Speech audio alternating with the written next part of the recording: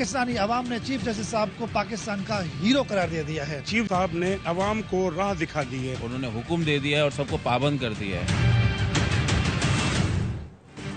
मुल्क को सियासी इलेक्शन के रास्ते बेंच ने 3-2 से ये फैसला सुनाया है।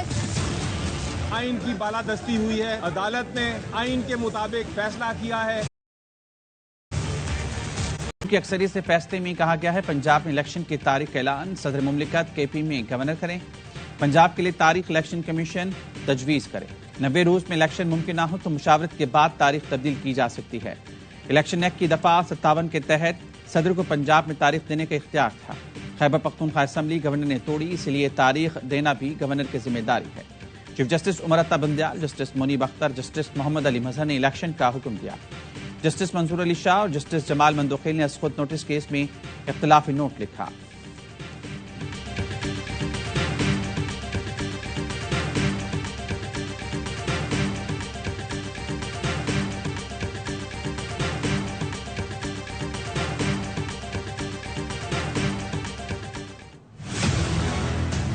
आज के फैसले के बाद जो हमने जेल भरो तहरीक थी उसको हमने अब खत्म किया। हफ्ते को मगरिब के बाद लॉन्च कर रहे हैं इलेक्शन कैंपेन।